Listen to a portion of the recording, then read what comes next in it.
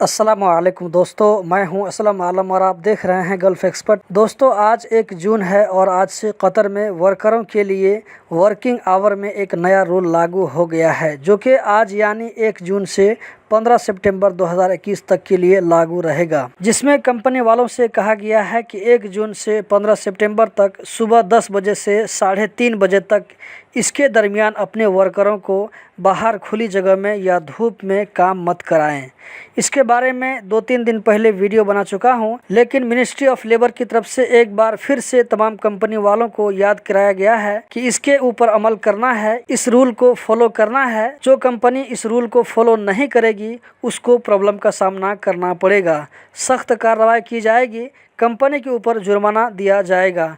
अगर work site पर किसी तरह का भी कोई प्रॉब्लम हो जिससे वर्कर को नुकसान पहुंच सकता है या पहुंचने का डर हो, तो ऐसी सूरत में वर्क साइट को थोड़ा या पूरा भी बंद किया जा सकता है। अब तो ऑनलाइन कंप्लेन करने का सिस्टम भी आ गया है। अगर कोई कंपनी वाला इस रूल को फॉलो नहीं करता है और उस कंपनी के किसी वर्कर ने कंप्लेन कर दिया तो कंपनी वाले प्रॉब्लम में फंस जाएंगे। इस सूरत में कंपनी वाला अपने वर्कर के खिलाफ किसी तरह का कोई एक्शन नहीं ले सकता है, सैलरी नहीं कट कर सकता है, काम से उसको अलग नहीं कर सकता है। दोस्तों, जून के महीने में कतर में पेट्रोल और डीजल की कीमतों में इजाफा किया गया है। अब डीजल 1.75 रियाल पर लीटर मिलेगा, जो कि जून में 1.65 रियाल पर लीटर था। इसी तरह पेट्रोल सुपर की कीमत जून के महीने में 1.90 रियाल पर लीटर होगा, जो कि मई के महीने में इसका रेट 1.85 रियाल पर लीटर था, जबकि प्रीमियम का रेट 1.85 रियाल पर लीटर होगा, जो कि मई के महीना में 1.80 रियाल पर लीटर था। एयरपोर्ट कस्टम डिपार्टमेंट ने 2805 लारी का गोलियों की स्मगलिंग को नाकाम बना दिया है,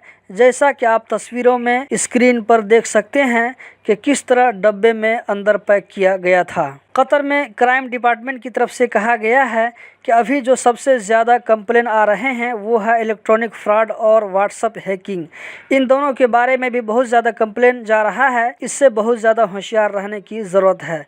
दोस्तों, जब आप कतर में कोई चीज़ ऑनलाइन परचेज़ करते हैं तो कन्फर्मेशन के लिए आपको एक OTP आता है, यानी 1 टाइम पासवर्ड। अगर ये पासवर्ड आपके मोबाइल में अचानक आए तो होशियार रहने की ज़रूरत है, किसी के साथ इसको शेयर मत करें, वरना आपके साथ में बहुत बड़ा फ्रॉड हो सकता है। कोई भी अननोन मैसेज या कॉल आता है, इस पर ध्यान मत दें।